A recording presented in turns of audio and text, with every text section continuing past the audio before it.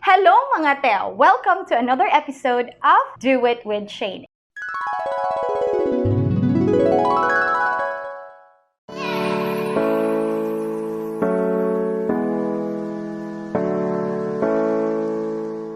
And for today, oh my gosh! Mga products na naman ang i-review natin pero this time, magpapakasosyal tayo, charot! Because ang i-review natin ay mga makeup products na galing sa isang Maharlikang brand. Oh my gosh! These are the Estee Lauder makeup set. And this video will not be possible without the gift na binigay sa akin ng friend ko from the US. Ate Asila, if you're watching, this video is for you. Thank you very much sa pagpapadala mo ng mga products. Sobrang na-surprise ako nung na-receive ko yung product na to. Alam mo naman kung gaano ako kahilig sa makeup. And I got this idea na why not share this simple tutorial also with you. Because the product na na-receive ko, meron siyang kasama na manual or tutorial menu na pwede nyong gamitin using Estee Lauder products. Very simple, very easy to follow. If you can see my look right now, ito yung ginawa natin for the daytime look. Kasama dun sa package, very cute,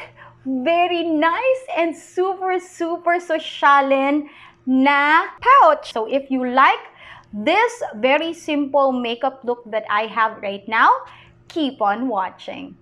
The first product that we're going to use is, of course, the primer. And this is from the collection. It is the Estee Lauder The Illuminator Radiant Perfecting Primer Plus Finisher. So this is an illuminating primer, which means magbibigay siya ng shine or ng kintab sa iyong muka. The problem with my face, as you can see now, di ba? Hindi na kailangan ng illuminating primer kasi yung buong mukha ko nangingintab, which is normal lang naman sa akin because I have super oily face. What we're going to do is we will still use this primer, pero ilalagay ko na lang siya dun sa mga portions or areas ng face ko na kailangang i-highlight. Put a small portion at the back of my hand, like this, and then I'll get a flat brush like this and apply it in the highest points of my face na gusto kong i-highlight. Now, bakit konti lang yung nilagay ko sa back of my hand? It is because ayoko masayang yung produkto, te. Kung kulang naman, pwede mong dagdagan. Pero kung sobra yung product, di mo na pwedeng ibalik dun sa bote. Mais, mahal to Maharlika. Kaya kailangan tipirin. Again, konti lang yung nilagay ko. But if you have normal to dry skin, you can apply it all over your face. So, meaning to say, para kang merong certain glow kapag ginamit mo tong product na to. Diba? Next naman natin i-apply, of course, the foundation. Dun sa package na na-receive ko, wala siyang foundation. But good thing is, meron pa ako natirang Estee Lauder foundation. Though mauubos na siya at kung mapapansin nyo, patuwad na siya.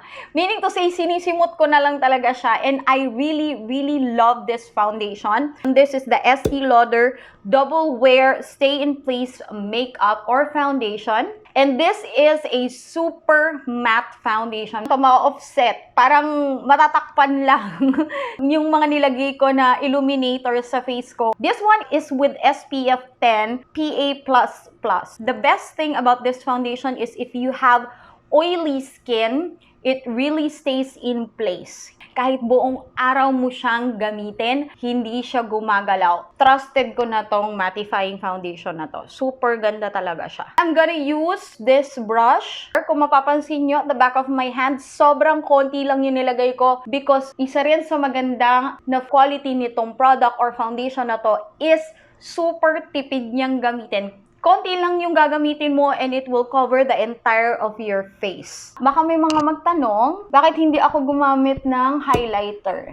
It is because hindi ko naman masyadong kailangan conceal ang aking under eye because wala naman akong problema sa mga dark circles sa eyes ko. If you are the type of person who is quite problematic ang under eye, I suggest that you cover it with concealer. But for me, of course, my skin is not perfect, but I learned also to love my flaws. So, kung meron akong mga dark spots, hindi ko na siya masyadong kino-conceal.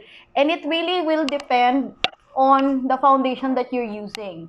So, this foundation makes dark circles or dark spots na medyo kahit pa paano ma-tone down at maging even yung skin tone mo. Though, meron pa rin mga nagpipik like this one dito sa area na to. Now, we're done to the foundation. We are going to powder or set it ng konti lang. Just to make sure na hindi gagalaw ang foundation and it will last the whole day. Now, I don't have any translucent powder from Estee Lauder. Let me just dab a little bit of powder all over my face. I put an ample amount in areas kung saan mas madali akong mag-oil up. Para siyang halfly binibake ko yung face ko. But not really too much. Kasi kapag ka binibake mo yung face mo, ang tendency nun, pag lumabas ka, mukhang chalky yung face. Okay.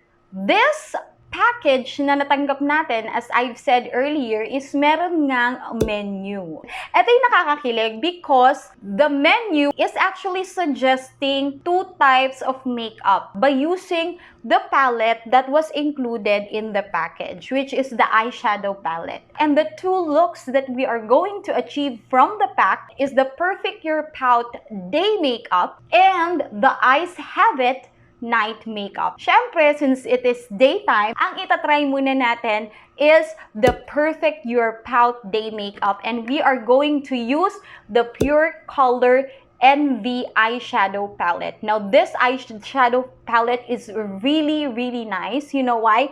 Because it will give you 2 makeup looks in a very sleek, very cute, very compact. So, pwede nyo itong dalhin kahit saan kayong magpunta and you will have the perfect look. So, sabi dito, start with Pure Color NV eyeshadow in number 5. So, at the back of this palette, you will see numbers designated to each color. Eyeshadow number 5 is this color. So, what we're going to do, it says here to apply all over the lid.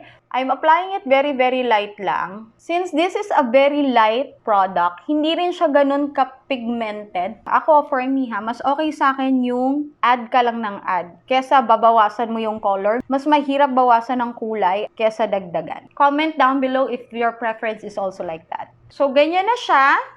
Let's apply it on the other eye. Again, I'm not a makeup artist. So, kung mapapansin nyo, hindi ako ganun ka-organized mag-apply ng makeup. Basta sabi lang kasi, i-apply all over the lid. So, I'm doing swiping motion and also circular motion at the end of the eye. The next step, it says here, and blend number 6 along lash line. Ayan. Ito naman ang number 6. What I've seen in some makeup tutorial is they also travel the crease line of the eye para mag-create ka ng illusion na deep-seated or deep-set yung eyes mo. So, this is the darker color and we are using the same brush. Bakit? Kasi matipid tayo.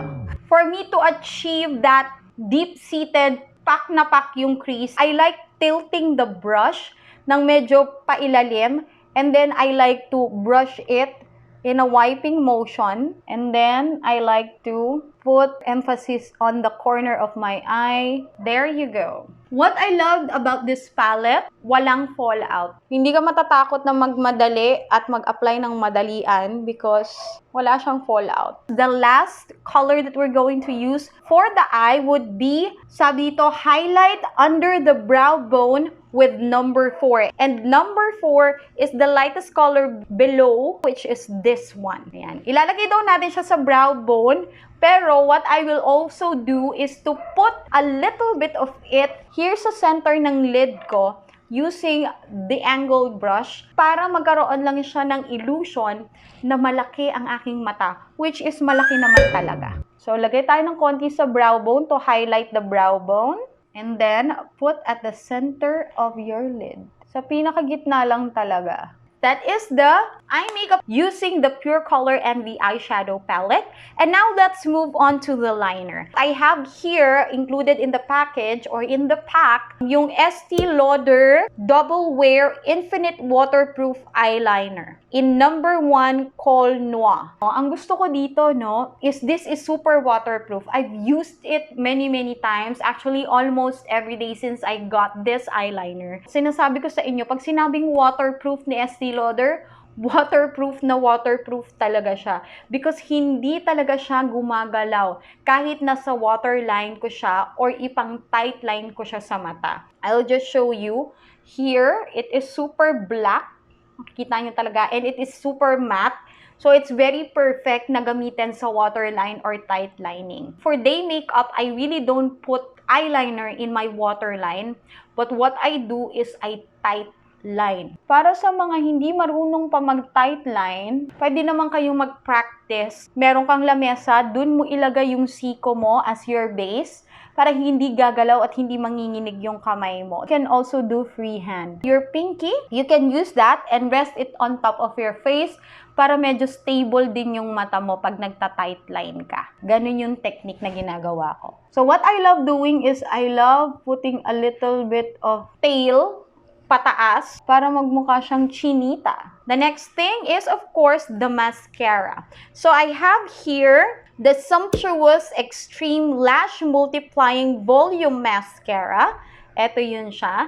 And this is also matte black. This is a volumizing mascara. It doesn't give much of length. And this is not waterproof. Yun lang yung nagiging problema ko sa kanya. Maganda siya kung magpapakapal siya ng eyelashes, pero it is not ideal to be used sa medyo humid, kung madali kang pagpawisan, lalo dito sa may upper face mo na pagpapawisan ka kasi may tendency siya na kumalat. What we are going to do is, of course, mag-curl muna tayo ng lashes. And then, let's apply the mascara. Then, lower lash line.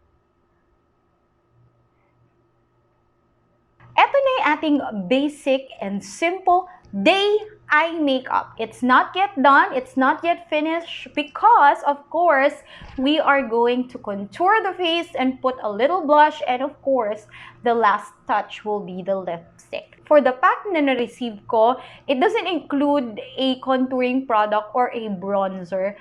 The good thing is, again, I have an Estee Lauder Pure Color Envy Sculpting Blush palette. It has a bronzer and also a blush. But the blush is too pale for me. Hindi siya nagkukulay blush talaga kasi I have morena skin, of course. So, hindi siya magiging obvious. So, what we're going to do is to mix the blush na nandito with the highlighter blush na nandito sa eyeshadow palette. So, let's first use the contour. I will just lightly apply it sa face. Cheekbone, here sa jawline, down the neck. It's very important para magkaroon ka ng illusion na elongated ang iyong neck. And then also, here sa aking hairline. Now, for the nose, I'm gonna use this. What I do whenever I contour my nose is I will tilt my head down ng konti para makita ko yung nose line ko. Na kahit pa paano meron naman. Then, I will start sa taas, pababa. Just following my nose line. O, diba? Para matangos na siya, kahit di naman. Next naman natin gagawin is, of course, to put blush on. So, I'm gonna use this. And again, I'm gonna dip it here, dun sa blush. And also here sa pink side naman nitong eyeshadow palette. And I will just dab it on my cheeks. So, mapapansin nyo, oh. Super highlighted ng face ko na agad. Lagay tayo ng konti sa nose.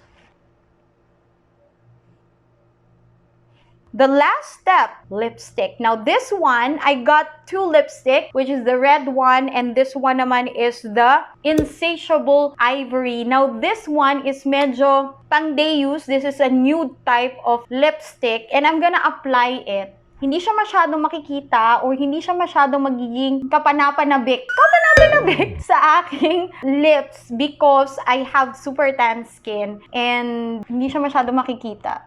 Super nude siya sa akin. There. That's it. And this is the final look using our Estee Lauder products. I hope you like this video. If you do, please don't forget to subscribe to my channel, like this video, share this to your family and friends, and hit the notification bell so that you will be updated for the upcoming videos that we will post every week. Thank you so much for watching. Please do comment on the comment box any product that you would like us to review. And I'll see you next time for another episode of Do It with Shayne. Keep on rocking. Bye!